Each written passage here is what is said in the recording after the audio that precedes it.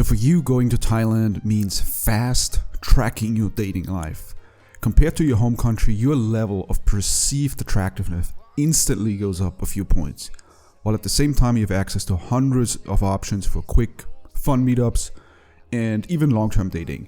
Now, in short, you have the option of compressing years or even decades worth of experiences into just a few weeks. Now, really let that sink in. Whether we're talking about, general quality of life, or you are an entrepreneur who is always short on time, what will compressing years worth of dating experiences into just a few weeks really mean? For most guys, visiting Thailand is a life-changing experience, at the very least in terms of time saved and sanity kept. Now that is the bird's eye view, big picture. But as part of that Thailand trip, there are things you can and should optimize to make it even more efficient, and other things you must absolutely avoid wasting your time on. Hyper optimize your trip for that 10x return on your time and money spent. This is what I will cover in this video, the small but absolutely critical optimizations. Those things can mean better value for your money, but optimizing doesn't necessarily equal spending less. In some cases, it means either spending money on the right things, or even spending more money but on things that provide better value or save you time. Now let's talk length of your stay. For most guys, especially first-time visitors, a brief 2 to 3 week visit will offer the greatest return on investment. You can of course stay as long as you wish, but don't make the mistake of thinking you need to postpone your trip because you can't take, let's say, a month of work. That first trip can be kept brief. It will be highly immersive anyway, as literally everything you experience is new and exciting. The threshold, so to speak, for stimulation is very, very low. Everything will feel like a small or a big adventure. Now, I would say anything beyond 2 to 3 weeks is a matter of personal preference in terms of how much you get out of it. I mean, think about it. In the first few weeks, you will go do all that you've thought about or seen in my videos or other YouTube videos, and so naturally doing certain activities over and over again by staying longer will yield less excitement. That first girl you meet, that first special massage will always be more exciting than the 20th one, and so the perceived value goes down unless you take a break. Keeping your trip short and perhaps doing a second trip a few months later instead of just one long trip is something you should absolutely consider. Now, there are many ways of starting your night, and which you choose depends on your personal preferences. Some guys like to have drinks at beer bars, starting somewhere between 6 to 8 p.m. and just get a buzz going, engaging some people watching at a seat that is facing the streets, think Soy Cowboy, the outside areas of Nana Plaza where there's lots of red light activities to watch, interactions, hot girls, etc., etc. I've mentioned this in a previous video, but if you're new and kind of want to soak in the atmosphere and do a bit of exploring at the same time, a great option is getting drinks at 7-Eleven and just walking around while you work yourself into a buzz. Now, I've done this many times and it's great. One, you naturally get to interact with people in general and girls that are on the street, and you see things, explore a little bit, which is perfect if you're new. And second, if you're in Thailand, you can get drinks and just go to 7-Eleven, drink out in the open, and 7-Eleven drinks are always great value. You'll pay between $1 to $2 for a beer at 7-Eleven.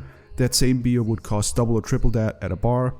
Now, I'm a Chang beer guy, but most Thai and local beers are priced similarly. Although my pre-drinking is usually different and doesn't include beer, here's what I would usually do. I would get 3 things from 7-Eleven prior to going out. First one is a bottle of vodka, either raspberry flavored or green apple, but it can be non-flavored, that's fine. Depending on the size and brand, around 250 to 300 baht. A Coke Zero, and 1 large plastic cup. That is located at the drink dispenser. You can just get the cup or you can fill it with ice. Now, if you share the vodka with someone, you can mix the combo right away. Otherwise, just get it during the day. Put it in your fridge at the room and just mix it when you're leaving, and you just walk around while you're drinking from that cup. It tastes great, it's cheap, and most importantly, it just works. No need to drink 10 beers to feel something. Now, keep in mind, alcohol hours at stores, you can only buy alcohol up until midnight at 7-Eleven. And outside of alcohol hours, only at bars, from street vendors, restaurants, and most likely also if you're staying at a hotel, at the hotel. Now, fun with women is one of, if not the most important reason for most guys visiting Thailand. So it makes sense to optimize that aspect as well. Obviously, that's not medical advice here, but seeking medical advice if you need to up your game in that department is what I would recommend. In other words, if you're not performing as you wish. Now, I've mentioned this product here before. And if you need to get a doctor consultation right at the start of your trip, then it can certainly be one of the best investments, a lot of bang for your buck, so to speak. I mean, think of it this way.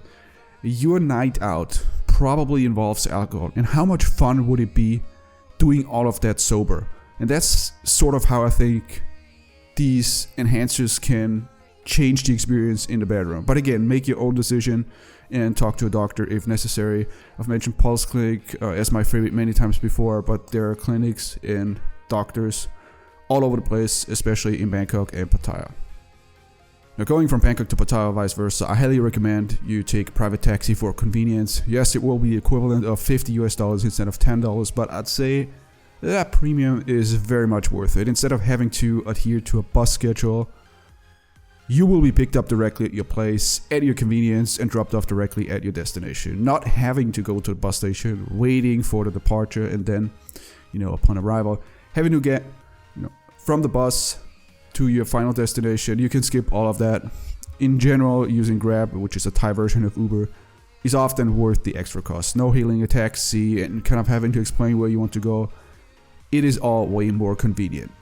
Now, the metro and SkyTram system in Bangkok is very good and probably your best option for longer distances within Bangkok. Personally, I haven't used a motorbike taxi in years, or a scooter taxi. During rush hour, there's no faster way of getting from point A to B.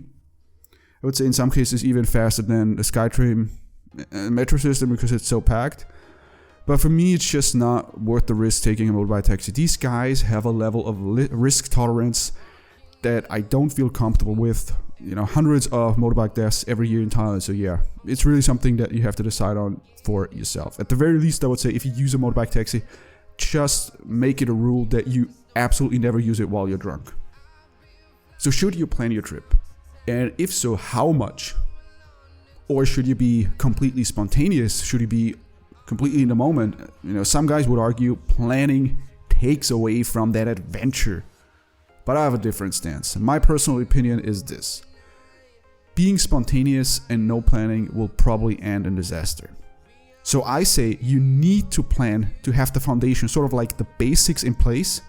And that little foundation or that planning gives you that peace of mind to be in the moment and to be spontaneous, to have that adventure.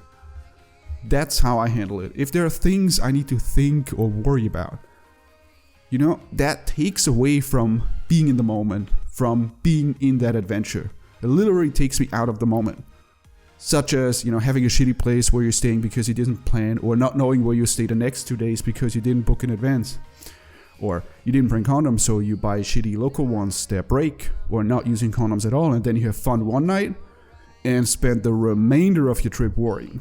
It is small things that can ruin your trip, so I think not planning is sort of a high-risk activity. And being spontaneous in Thailand is both easy and low cost anyway.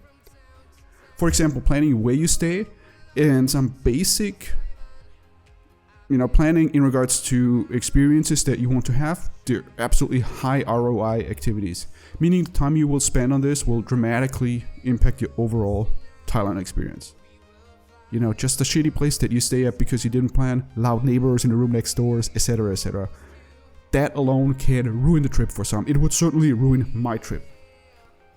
Now lastly, where do you continue if you want to maximize that ROI for your next trip? Well, there are a few options. First of all, I would highly recommend you check out my YouTube channel. I've covered pretty much any topic by now.